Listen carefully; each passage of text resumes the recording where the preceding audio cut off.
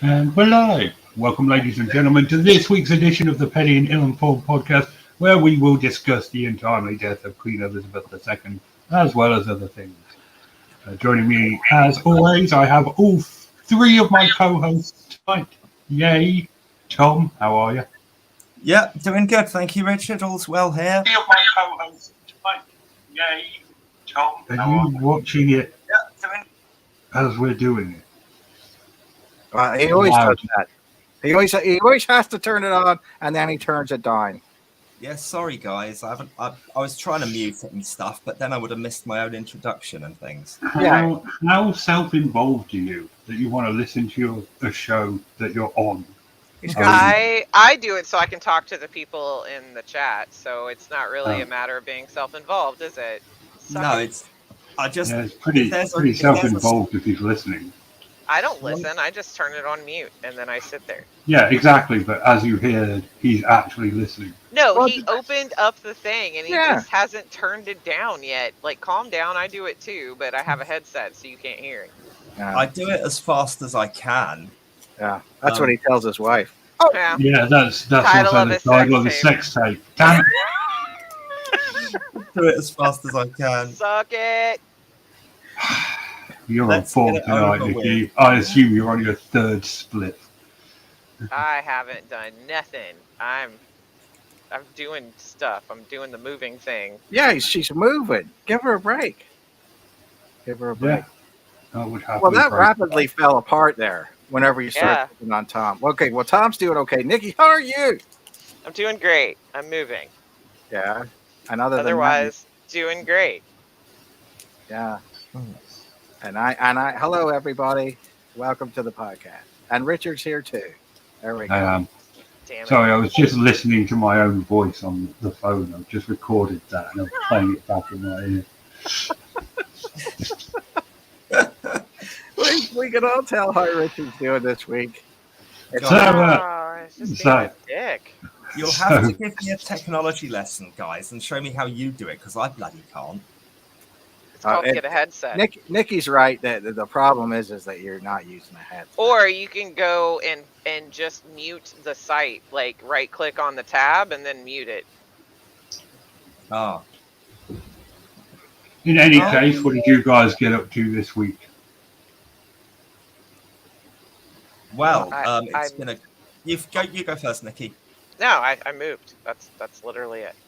That's all I've been doing. How far through the process are you? Yep. That's all I have to say about that is yep. So not finished yet. No, I should be out, I'm hoping, by this weekend, because I have a nerd con to go to next weekend in Uranus. Okay. Where is that? Uranus, Tennessee? Missouri. Oh. She's going to be riding that joke pretty hard. She hasn't stopped for like 3 months. It's so great. It's been awful. It's been so awful. Do they have water where you're going? Have you checked? I don't know. Is it close to? Mississippi is the one having water problems, isn't it? It's not Missouri, is it? Yeah.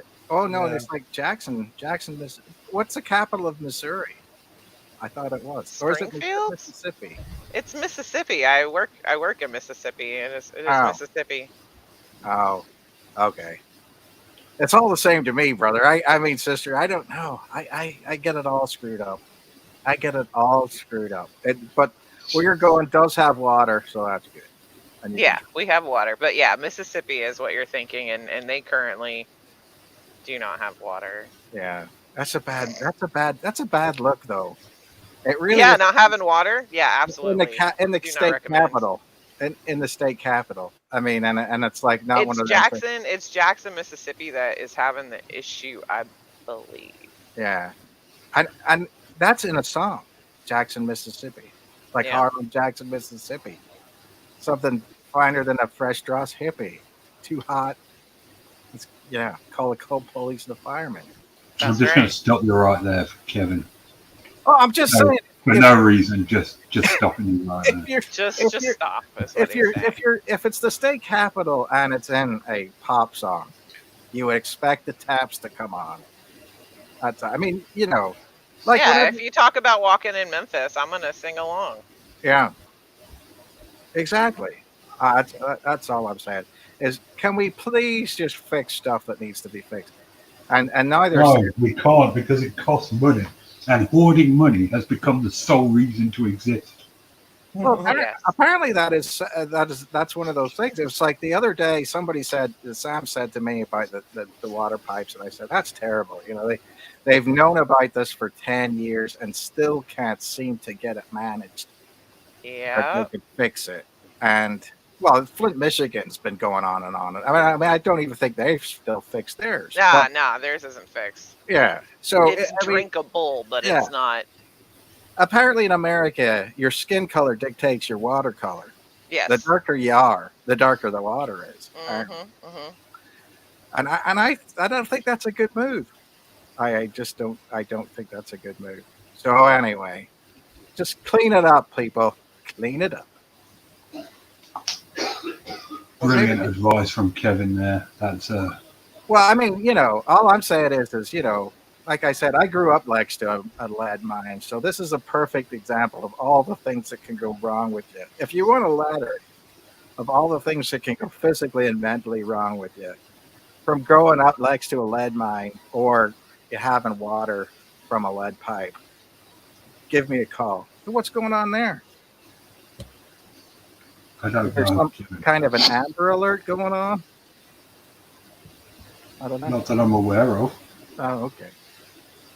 Sounded weird. You sound weird. So other than what did you do then, Tom? What did you do this week? But my week, Yeah. it's been a special one actually, because I don't know if I've said much about. Oh, stop being Okay. a prick, Richard. Come on. Right, you're right, Richard, to keep me on my toes, and I'll cut to the chase. As a primary school teacher, it's not easy. You always have to jump through hoops, and I've always found it really, really difficult to get the good end of year grades of my class really, really good. I've been fighting against it for years and years and years, and this week, well, over this holiday, this last 6 weeks, I've decided enough is enough. And I've looked at what else I want to do with my life or what changes I want to make, because I just can't. The end of year results from last year were particularly crap, to be honest. And I've just been thinking, what is going wrong here? And I'm trying to be something I'm not, in being the kind of teacher that our governments demand of a real hardcore standards raiser. There's something just in my personality that doesn't get the very best out of the children I teach. And I've been trying as hard as I can for literally years on end, and it just hasn't worked. And I finally stopped trying. Mhm. I'm always going to do the best for my kids, but what I'm saying is I'm going to become a special needs teacher. Yeah. I'm determined about that. I've applied for a job. I've got an interview in 2 days' time, and Hell yeah.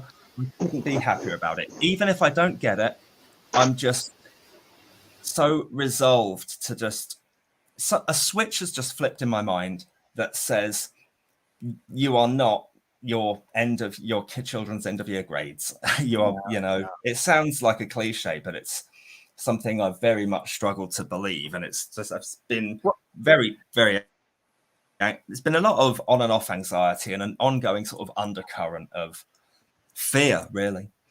Sorry to be so deep and heavy, but that's what's going on. No. Can I ask you a question about that, Tom? A serious question.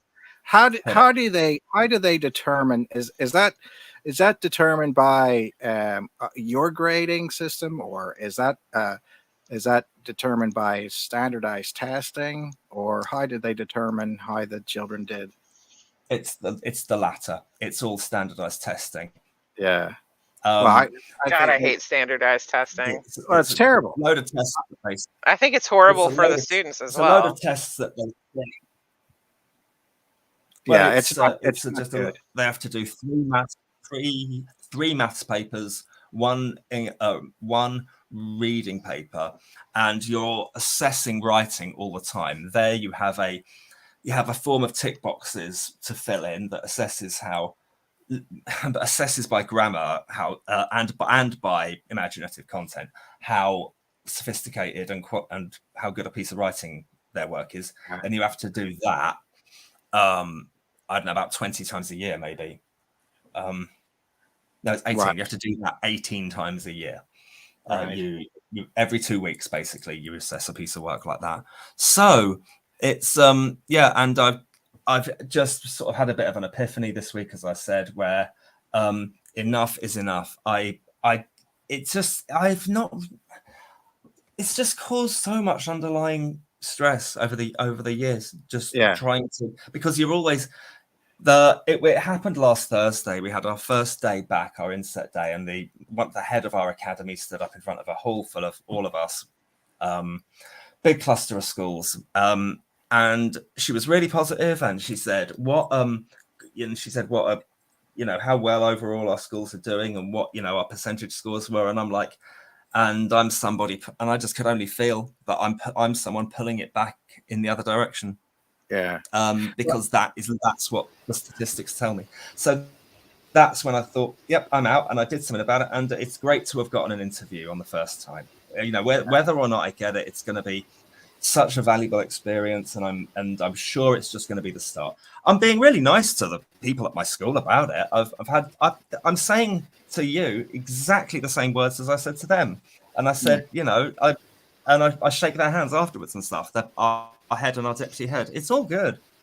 Well, I don't know. I don't know why. Well, obviously, I think probably we have some positive feedback from that, because I would say that from that standpoint, a lot of teachers, myself included, don't see any value in standardized testing, because that's not how you really would assess how people are doing in a lot of ways, especially people in.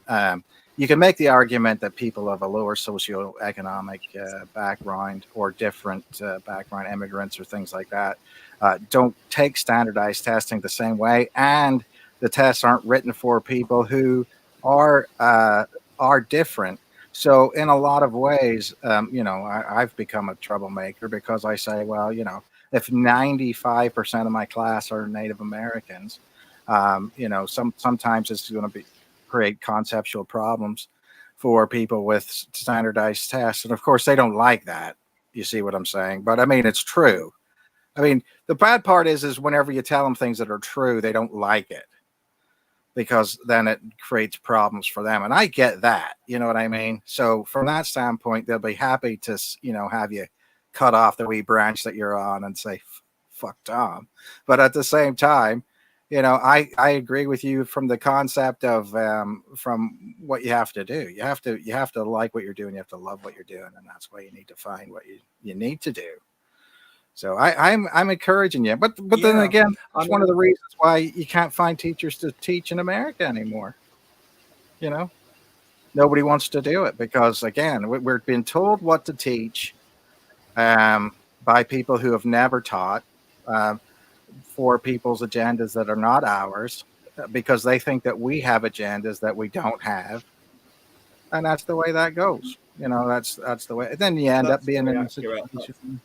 Yeah, that's very accurately put. Very astute, Kevin. One of my very best friends is someone up with the likes of you guys, someone awesome, is Carrie Culpepper, who is a elementary school teacher in Louisiana, and she tells me just so many similar stories. Exactly what you said, Kevin. There's so little account can be made for demographic, demographic situations, or just the overall feeling of distrust, the pressure you're under for grades. It's overwhelming. I think just to cut in there, just to give you a wee bit of an idea, standardized testing is the bane of most teachers, because of the fact that you get into the situation where you're not teaching your kid. Well, of course, education is a complete thing, right? You're supposed to look at it from a holistic standpoint. When you look at life, you say, okay, well, holistically, I've got this problem in my life. I've got this problem in my life. And they're not realizing that whenever it comes to their kids go to the sharp end of the grinder every day, and they're having math and reading pounded into their head. So there's nothing else. There's no joy in anything else. You can't have PE. You don't have music. You don't have art. You don't really have history. You don't have anything. You get math and reading. Then whenever you get to high school, you get math, reading, and science, and that's it. So your kids are nothing but an automaton by the time they get out of high school. That's it. Yeah. They can't think for themselves, and they certainly don't have an education. And depending on what state it is, do they believe in science or not? You know what I mean? Is the Earth 4,000 years old, or is it? You know? So I mean, that's the crazy part. And then they say, well, why is America fucked up sometimes? Well, there you go. That's because if you don't do well at the testing, if you don't do well at standardized testing in America, they actually take money away from your school.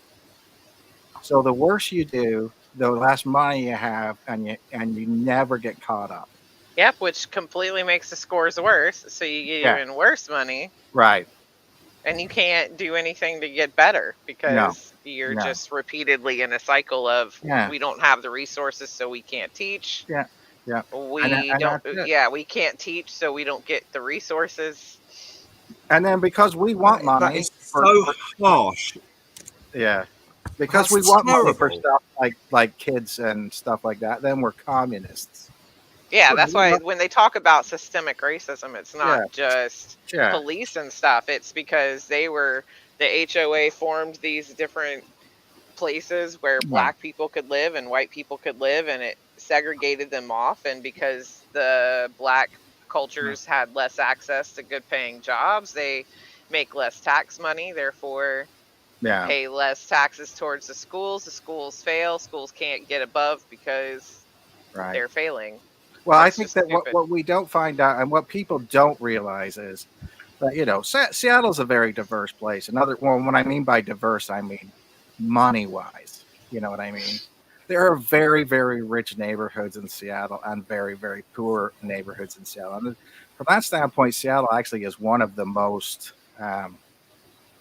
segregated cities still left in America, because basically all the Asian folks live in the International District, and a lot of the black folks live in the Central District, and then everybody else surrounds them. So, but if you go to a school in the CD or the Central District versus a school in Magnolia, same taxpayers paying that money, right? But why would one look like a freaking palace and the other one look like a shithole? You know what I mean? Same taxpayer money, and yet one's got cinder block walls and the other one's got a great view of the outside. You know what I mean? And it's like, okay, there's no reason for this. There's no reason for this other than the fact that it is exactly what you're saying. Yeah. I mean, examples of racist behavior in the community itself. And so, I mean, I could see if you were saying, okay, well, that's a different school district, and maybe the school district doesn't, because you get that, right? You can get school districts that say, okay, even though I'm right next to the other school district, our money that we draw money from is not the same as what you're getting from. But that's not the case here. You know what I mean? So I don't know. It's scary things. But it's very tough to be a teacher, and that's why I'm saying from that time, if you want longevity, Tom, I support you in the fact that you should look to do what you can, where you make the most amount of difference, and at that point in time, just be happy with that. You know, that's exactly it, Kevin. Thanks. It's definitely about making the difference. As you say, and you can't drive yourself crazy about it. It's not, I mean, your family suffers because of the fact that you're frustrating. I'm sure your children suffer and your wife suffers, and you come home and I'm sure that you're just saying you get all worked up and I don't know what I'm going to do and everything like that. And it's not fair to be put in this situation. You have these highs and lows, but there's always this for me, there's always been this undercurrent. I mean, it's funny because the things that I'm supposed to be able to make a difference to, I can. Like, I do acute gap analyses of their tests. I do things like, when they do lesson observations and drop-ins or book looks, they're pretty happy with what they see most of the time. I mean, and just a couple of days before my end-of-year results came out, a guy came down from the head of the academy and he said he's been really impressed with my class today. He spent a lot of time there, and he really liked their attitude and the culture of trying to do better in all their in all their reading. I mean, even within our really stringent, pretty driving system that we have of every single book the kids read, there's a quiz on it. And literally every book they can read from and take home as their daily reading book, they do a quiz. And we had to do that too. Yeah, yes, you do. Carrie tells me so. Yeah, absolutely. And it does turn reading into such a chore, but it does make them concentrate. So I have mixed feelings about it. But that sort of thing, it was all firing all cylinders, and yet the results were terrible. And so it's that disparity, and I said this to some people, I said the disparity between the quality of what I put in and the energy and effort that I put in and the hours and the time sometimes just does not, when that is reflected so poorly in these grades that matter so much to the academy and understandably so with the pressure from Ofsted, it all goes up the hierarchy. And it doesn't make sense because and that's why I can only conclude what I said earlier, that there's something missing in me. There's something in me that doesn't drive the best out of the kids somehow, and other teachers can get. That's the thing. Well, there's about 7 that's the things, or that the point is, I could have any one of them, but one thing that does really resonate is, oh damn it, what was I saying? I've lost myself. Well, you were saying that there were multiple things that you think. Yeah. I've got it again. Sorry, the same kids did much better in the tests a year before. There was a massive drop off from the same kids from where they were when I got them. 50. It went, as I was telling you, it went from 56% of the class were where they should have been in reading, writing, and maths combined. 3 of them had jumped through all 3 hoops and cleared the course.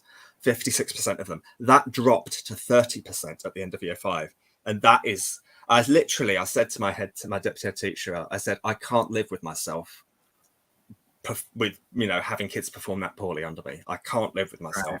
That's why. And those are children in what, 10 to 12? Yeah. They took the tests when they were 9, and they took the first test when they were 9, and they got 56%. And obviously the tests were harder, but relatively speaking, 30% of them reached the passing grade, so that's just a massive drop off. It's huge. You are getting tween-age kids, but none. Yeah, they suck. They're the worst kids. They really do suck. Honestly, I hate it. I hate that in kids. But I mean, I may be taking some sort of chance being this brutally honest in a public forum like this. Don't worry about it. No one listens to this. What are you talking about?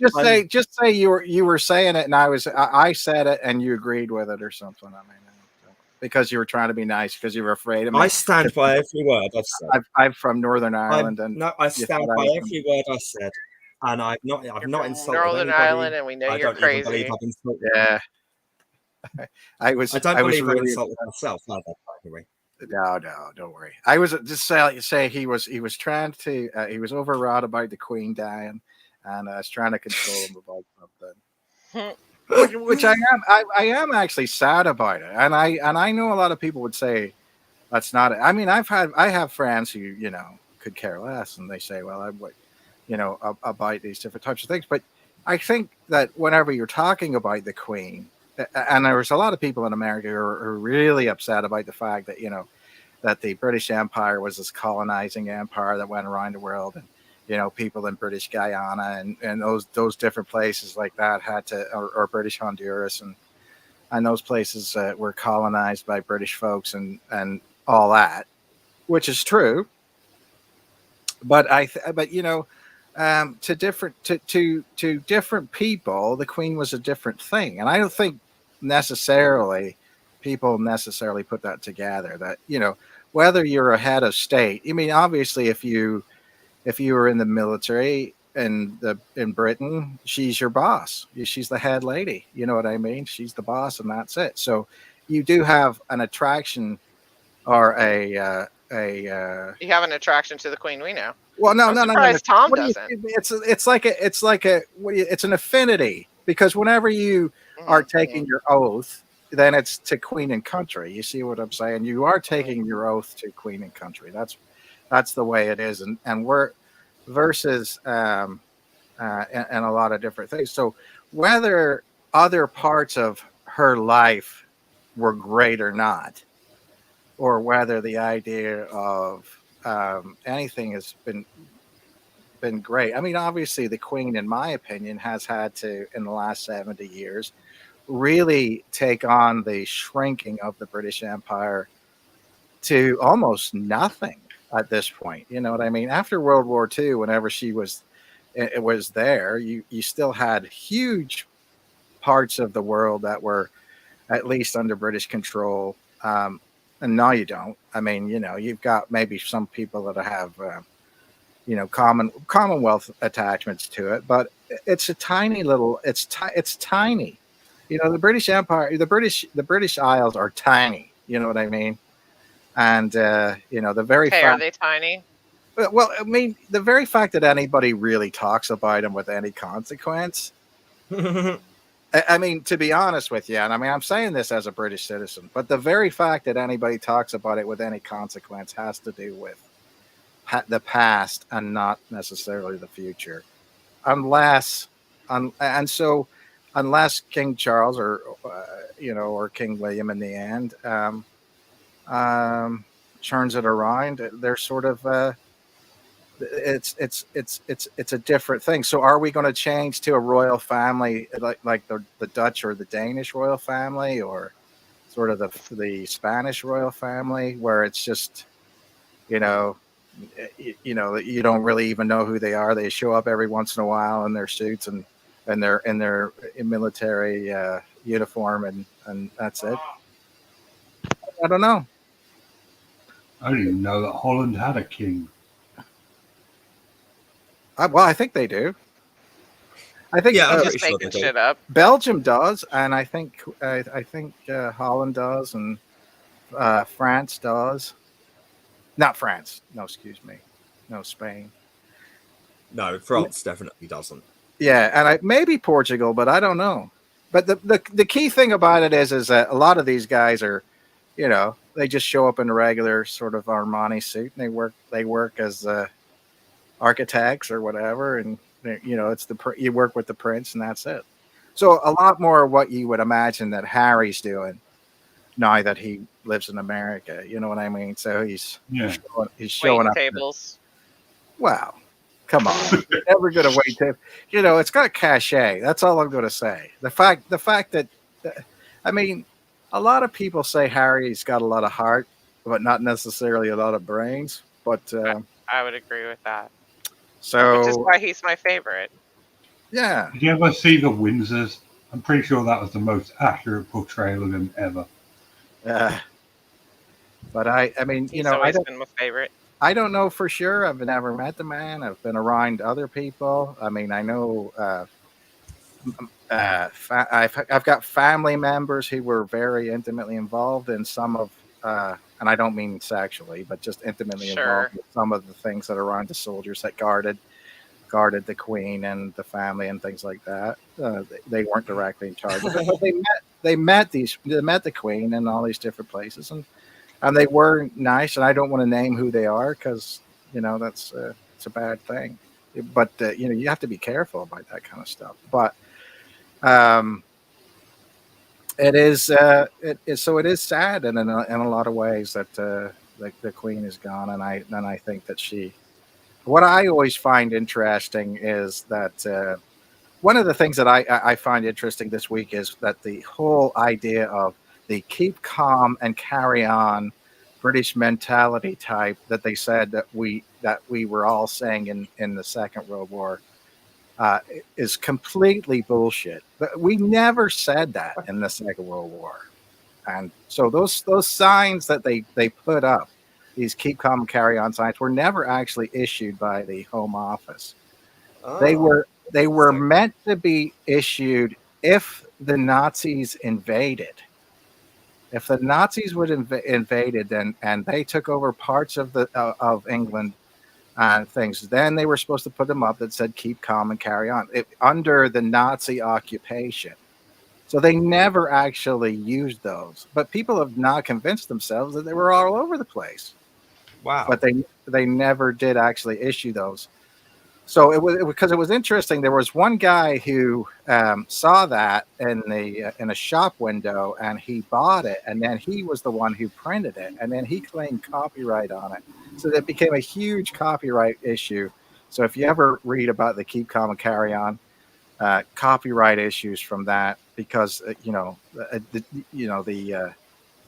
printing, the government printer, supposed to have copyright on it, but because it was never issued or something like that, then they said that they didn't have it. So smart. Yep, you could look that up. And so and then the other thing about it is that we all are a lot of all Britons are upset that the Queen's dead, which is obviously not true either. You know what I mean? There's a lot of. But she was a good queen. I mean, she was the least embarrassing out of all of them. Right. Maybe Anne. Anne's not embarrassing. No, I think that it is. It's an interesting thing, and it's one of those things where we don't necessarily dislike the Queen as much as it's, you just don't see some people just don't see the point in it. And then they were making a big deal of whether Scotland was trying to go for independence again and try to join the EU again, which, to be honest with you, I mean, makes sense to me from my standpoint. If it was me and I looked at it from that standpoint, Northern Ireland should take away and join the EU. So should Scotland, and leave England and Wales to do whatever they want to do. Now, why? Because that makes sense for those two small countries. It's a drag on the EU. But right now, we had a referendum and Scotland voted. Yeah. But I think that eventually that might come. So they were saying that was going to be one of those things. Now that the Queen is no longer, around, that might be the thing that tips them over, and that might be the thing that tips over a lot of Commonwealth countries to say, okay, that's it. We're not going to have the Queen on our money anymore. I think that the trouble was. But will she be on the Canadian dollar though? Well, I think they took her off a while back, didn't they? I mean, they didn't necessarily have to have her on that. They did come out with. I've always seen them with her on it. I don't know if they have somebody new now, but last year I saw plenty with her on it. Yeah. Well, I mean, I don't know, but if you think about the cost of just changing all that out, especially I think since they just had come out with new money with all these different security features on it and everything else. But, that's what I mean, and I could see Prince Charles saying, why don't you just let Northern Ireland be part of Ireland? Because it doesn't make any sense not to, you know what I mean? And that will piss off people in Northern Ireland and everything. But in a way, does it make sense? If Scotland goes away, it certainly doesn't make sense. I know I'm going to piss off some people in Northern Ireland, but, I think the problem with... that we had a referendum, Richard, is that after the referendum came Brexit, and Scottish people didn't vote for that. So that is how whether you agree with it or not, that is how the SNP is claiming a mandate. Yeah. Well, I agree with them in that sense, in the fact that when Britain, when the United Kingdom was part of the EU, it didn't make any sense. It didn't make a difference. You know what I mean? But you can tell that the fact that when Brexit went through, the amount of people in Britain and Scotland and Northern Ireland who ended up applying for an Irish passport was massive amounts of people. Because if you have a basically a parent or grandparent that was born in Ireland. It's pretty easy to get one. If you have a great grandparent and your grandparent's still alive, you could still get one. So a lot of people were like going back through and getting that all set up and everything else because that was. I know people who did it. Yeah. My friend Sean, his parents are from the Republic of Ireland, and so he did exactly that. Yeah. Good luck to him. Why not? Well, I mean, it just makes things far more easy when you're doing it. I mean, I was watching this thing about emigrating to Portugal because I'd taken the hump. I take the hump about once a week, and I say I'm leaving. That's it. I'm leaving America. So this week I was there. I was deciding whether I wanted to live in Portugal or northern Spain, and a lot of people that are British expats or Irish folk live out in there because it's actually one of the 7 between the two of them. Supposedly one of the 2 best places out of 10 to live and retire, and so because it's so cheap to live, and anyway, but obviously it's far easier if you are an Irish citizen versus a British citizen. So, and that was that. And I think basically because of the part of the thing is the language barrier, because basically it sounds like in order to live in some of these countries you have to go down and assess or prove residency by going to the police station and having them sign off, and they said, well, it would be better off to have standardized EU papers for them to sign off than some long form British thing that said maybe they don't understand it or whatever, or whether they'll try to say they don't understand it. You know what I mean? What amazed me was the large number of swallows that voted for Brexit. Wow. Yeah. Well, I'm just like, what are you people insane? That's your entire lifestyle down the toilet right there.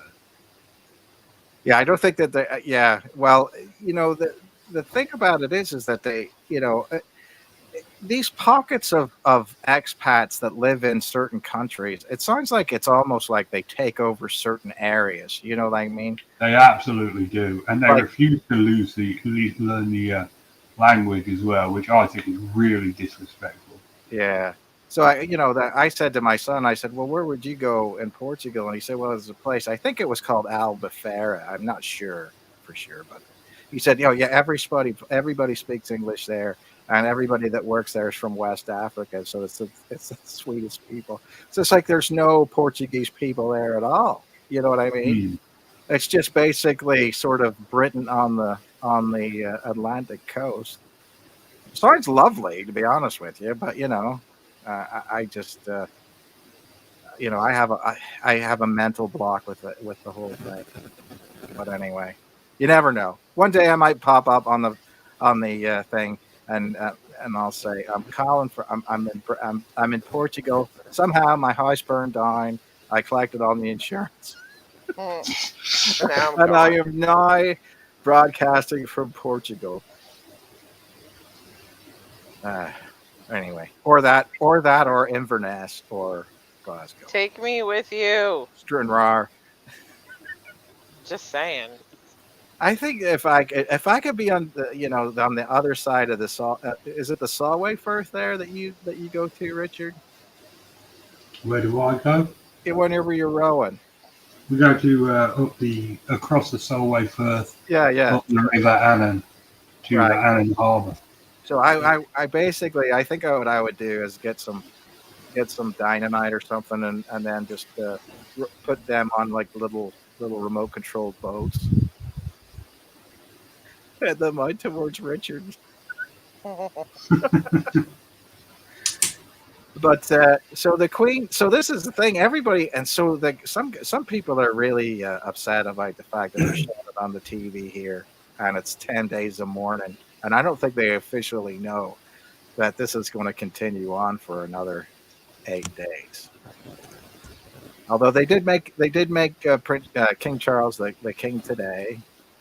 So that was good, but it's not at the coronation. It was just like the original thing. So I wonder. Oh, yeah, the coronation. We've got that to look forward to. Well, you think that they'll do that? They won't do that next year. You think? You think they'll wait another year because they just? I know they've been planning it for like the best part of 10 years. What a great time to be an American. Am I right? Just saying. Yeah. I don't have to worry about any of that crap unless I want to. No, you just have to be worried about abducted and shot or shot for Facebook fame. So that's true. We lose TV for a few weeks because the royal family just won't all die, and you have to worry about your life. So, yeah, well, I think obviously our problems are worse than yours. I mean, indeed. Well, they moved EastEnders to Friday, and that's just not cool. Yeah, I noticed that they didn't change any of the ITV programs around though, so I was still getting Coronation Street and Emmerdale. But I said to Sam, I said, how are they gonna address this? And I mean, this is kind of one of those major things where you can't sort of ignore that it happened. You know what I mean?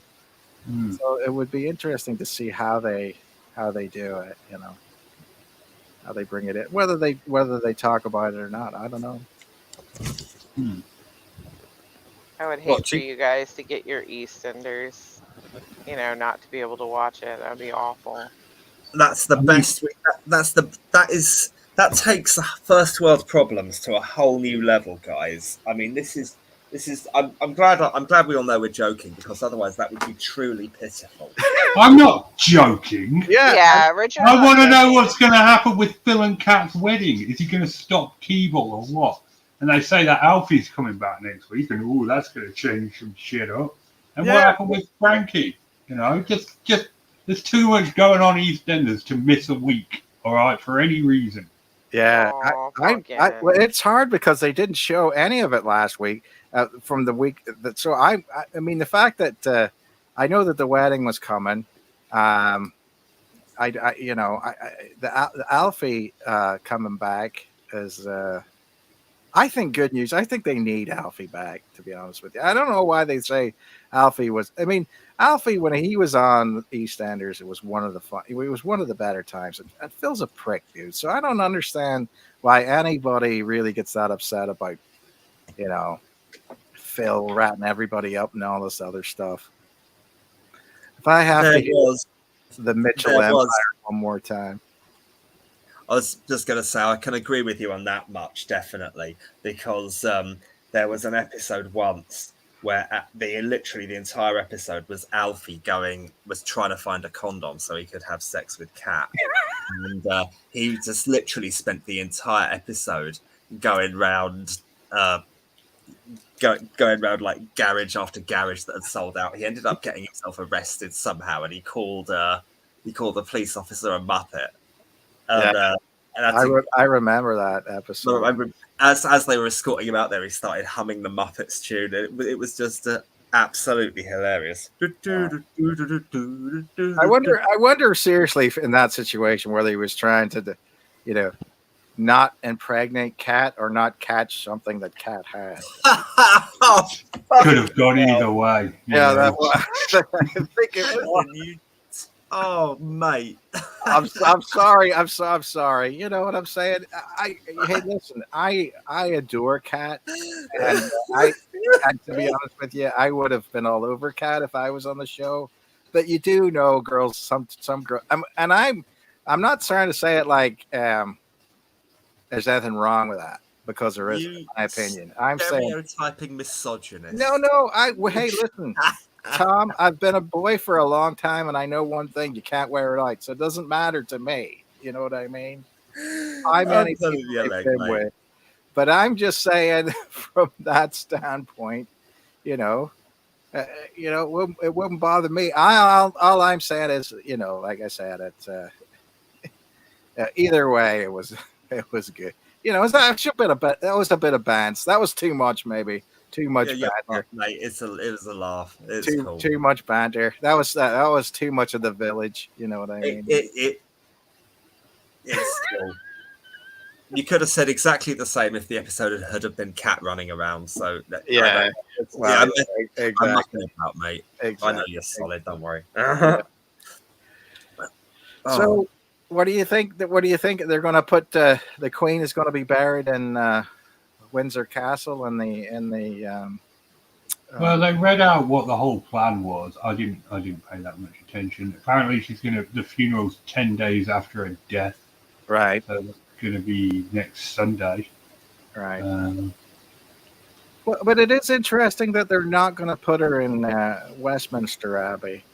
You know, if it's in the Royal Chapel at Windsor Castle, I wonder if people will be able to see that. You know what I mean? Yeah. Because it's always strange. You know, there is there's a chapel royal at Hampton Court that you can go into, but I don't think anybody's buried there. But you know, it's still out of the way if you go to Windsor. I don't know. I can't remember if I've ever been to Windsor Castle or not, to be honest with you. I've been to the outside only, really. Yeah. Right. Well, that's the thing. But it is interesting going to Westminster Abbey, or and then seeing all the graves of all the royal family there. I think it's pretty neat. I do. I was just going to say a couple of words about the Queen, if I may, because I am English, I guess. It's whenever you've got a really old couple and one of them dies, it normally isn't long before the other does. It just kind of happens that way. I've seen it in people I've known in my own lifetime. Sometimes not. Over the road, we've got a lovely couple, Anne and Roger. Roger passed away a few years ago, and Anne's still going strong. She's lovely. So the Queen was just like so old anyway. It does seem to have been mercifully quick, which may sound a strange thing to say, and I don't mean to say it in bad taste at all. But you know, when somebody is having no quality of life and they know that they're on their deathbed. I mean, this happened very recently with my uncle Cyril, just a couple of months ago. He was 97. And I went to see him one last time, and we had a good laugh and a good chit chat. He was still putting the world to rights. It was great. And I said my goodbye to him, and his body was just shutting down. He'd had a good long life. I've got a lot of memories of World War II from him, that he shared with me, and his body clung on for ages. You'd approve of this, Richard. He said to my auntie, "Can't you just smack me over the head with a vase and we can just get it over with?" And he went, and she went, "No, I can't do that, love. I'll go to prison." He went, "Oh yeah, fair enough. Oh well, never mind." So so from the sort of she's died peacefully, and she was basically without scandal her entire life. I mean, the only low point was the post Diana problem. And there's a rather good and seemingly accurate film called The Queen, where Hugh Grant plays. No, I don't know if Hugh Grant's in it or not. I'm not sure, but he probably isn't. But it was very good, The Queen, and that depicts that difficult time for the monarchy in the 90s. But since there was I remember they did a show on TV. Should Britain have a monarchy? The nation decides, and you had to vote.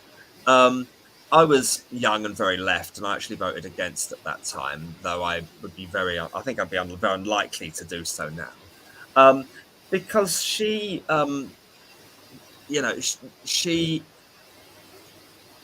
has been so harmless.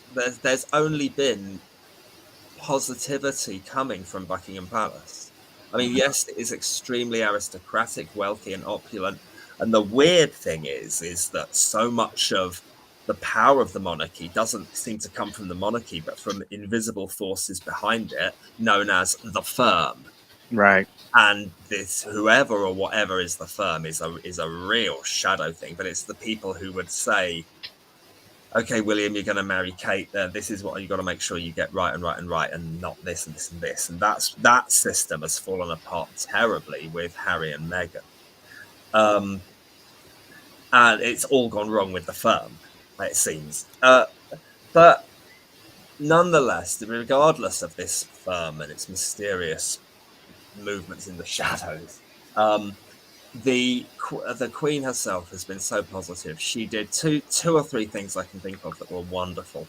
One was in the 2012 Olympic Games opening ceremony. She did a scene with Daniel Craig as James Bond, and it was wonderful to see her have that sense of humor about her.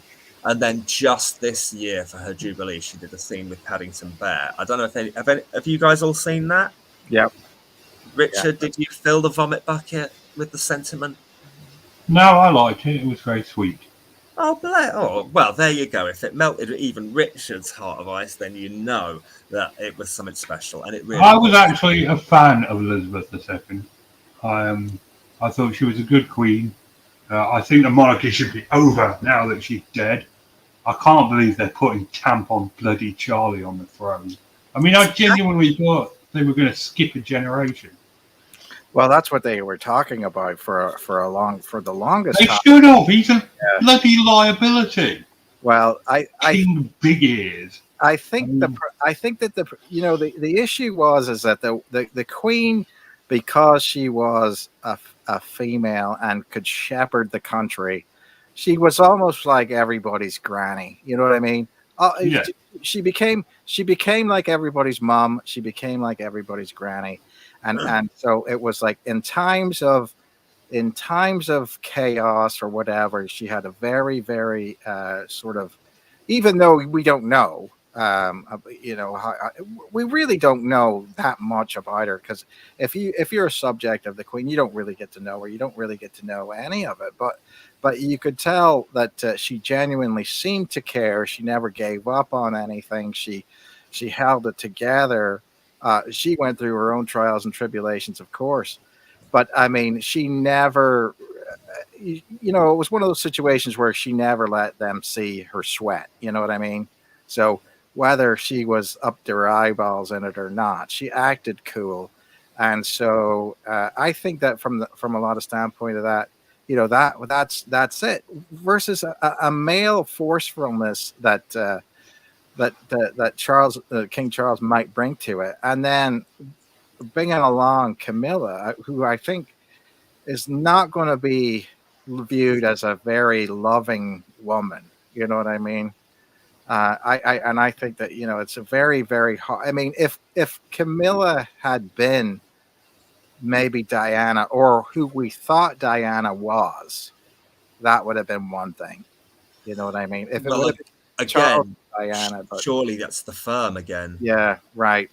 But I think that part of the problem was, that, like I said, that the Diana and Diana sounds to me like she had her own big issues, and with the family and how that went down, and whether he had said, I'm not going to marry someone who I don't love, and he ended up marrying somebody that he didn't love, and he liked Camilla and everything like that.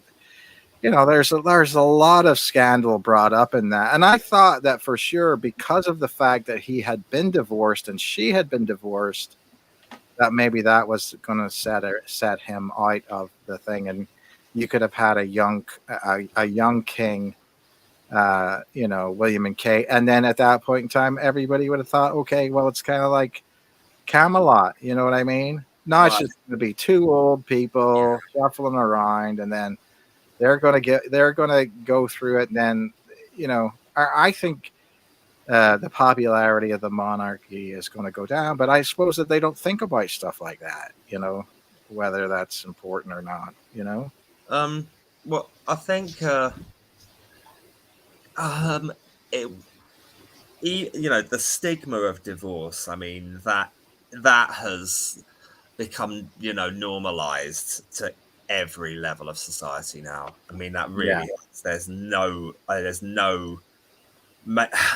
mean, I think the only places you would not find that in the general public at all, and you'd only find it in very deep religious communities of different kinds would you find a massive stigma with divorce, I think. And I don't even know what kinds. It's probably, I would imagine Orthodox Jews might be heavily against that, but I don't know. So a lot of Christians will absolutely judge you whether or not they've had one of their own. Oh yeah, well yeah, that's really that's part. Yeah. Oh yeah. yeah. Well, it's funny to me that a lot of American evangelists have had multiple divorces. You know, like what's that guy that's always Mike Huckabee has had 3 divorces or something like that. Yeah. And then he's always telling you how to be. It's like, well, yeah, buddy, if you knew how to be, you wouldn't have 3 divorces. Right. You know, but you know, the thing that I'll say about that is the process for divorce in Britain as long as it used to be still, whereas, you know, it was like if you didn't get an annulment, that you had to go through a system. I thought it was like 5 years to get a divorce. When I was growing up, seemed like it was 5 years to get a divorce in the United Kingdom, and you couldn't get a divorce if you were in the Republic of Ireland. I remember that. There is a sorry, I lost myself a bit. I think there was a bill recently to make it easier to bring you have to prove you've lived. Last I knew, you had to prove that you'd lived separately for a couple of years afterwards, right? And then you get divorced. Yeah. I know a staggering number of people. It's funny. It's funny. Divorce, because I mean, this is just don't want to open this can of worms now, really, but I'm going to anyway. Is a marriage a failure if you don't make it till death do us do you part and you do divorce? I don't know. I might have automatically assumed so, but I don't think so. But I think maybe not. For me in my own life, yeah, absolutely everything is riding on my marriage with my wife. Niki, you know, we've worked very, very hard on things this year, especially, and it's been a very special year so far. And it's at our wedding, I actually talked about this. I when I did my speech, I said, you know, it's interesting, guys, thinking sort of deeply and bigger picture. So many couples stand up on days like this and think this is us and we're never going to be apart, and that divorce thing is only going to happen to other people. But it's as soon as I mentioned the word, there was a ooh, and I said, no, seriously, guys, seriously, how do Hannah and I know that we've got what it takes to make it till death do us part? And I don't know everything. I hope I'll learn, but what I do know is one thing that is really helpful is the timely and sincere use of the word sorry. I sort of looked at her and said, Hannah, I'm sorry I mess up so many things, but I love you to pieces, and or something like that. And I actually, I raised that question on our wedding day, and I look back a lot and think I'm glad I did. It's, you know, not that it's been a clincher or anything. It's just interesting to know that it could happen to you if you get too bloody lax, or, you know, to think it is something that could happen to you. So take care and look after your marriage. That's all I'm saying. Yeah, well, it's a thing, you know, just depending on where you're at. I mean, you know, in America, you can. I mean, it seems like you know, I mean, in Las Vegas, you can get married in the same day. I think you can get divorced in the same day. And so I'm not sure. Everything is always different here because it's by state, and you know the way that's like, you know, it's weird. You know what I mean? So it's not a consistent thing here.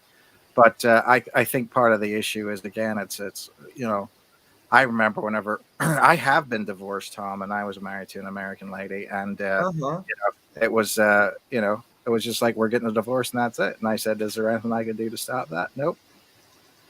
And that was the way it was. And that, the court was not involved. The court did not care the reason why. I mean, in my state, doesn't matter. And so they said, well, she doesn't want to live with you anymore. We're splitting up the sheets and that's it. Move on.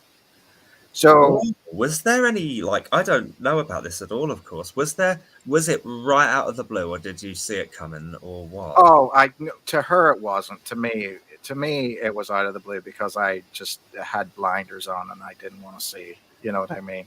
And so it was just one of those things where I think that from a lot of things, we shouldn't have ever gotten married to begin with, because personalities were not compatible for that kind of thing.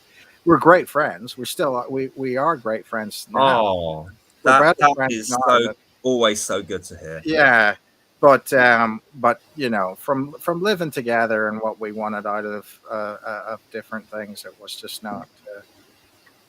Wasn't going to work in that situation. So it just didn't work out. So, but I mean, could it? You always look at it from the standpoint of, could it have been different? Could you have worked it out? Could you have done all that?